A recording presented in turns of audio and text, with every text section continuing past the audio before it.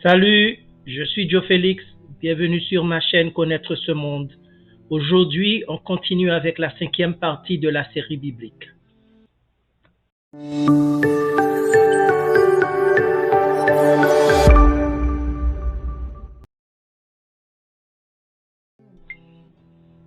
La semaine dernière, je vous ai parlé que de 1630 à 1523 avant Jésus-Christ, les Hyksos étaient en Égypte et ils étaient des Blancs.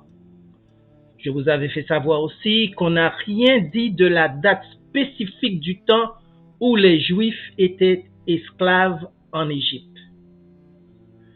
On a tout simplement dit que c'était au IIIe siècle. Cependant, durant cette période, l'Égypte était sous le contrôle des Grecs et après les Romains.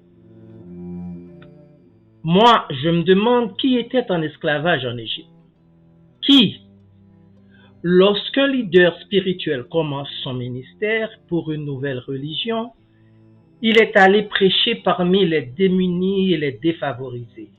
Jésus l'avait fait. D'autres religions le font jusqu'à nos jours. C'est ce que Moïse avait fait. De 1353 à 1336 avant Jésus-Christ, Néfertiti était la reine et Akhenaton, pharaon. Il était le premier à introduire l'idée d'un seul Dieu, le monothéisme. Ra, le dieu du soleil, ou Aton, on l'appelait aussi comme ça, était le Dieu suprême. L'Égypte avait catégoriquement réfuté son idée. D'après moi, on l'avait même chassé du pays. Jusqu'à nos jours, on n'a pas retrouvé sa momie. En Égypte, à l'époque, il y avait un conseil de 9 dieux. Durant le temps d'Abraham, il n'y avait pas de religion monothéiste. En plus, il était de Babylone, en Mésopotamie, où les extraterrestres Anunnaki se trouvaient, et ils avaient 4 dieux. La religion juive a pris naissance après que Moïse est sorti de l'Égypte. Moi, personnellement, je ne pense pas qu'il était né juif. Il était 100% égyptien. Et avant lui, il n'y avait aucune religion juive, aucune religion monothéiste. Quelle langue parlait-on en Mésopotamie? Je ne crois pas que c'était l'hébreu.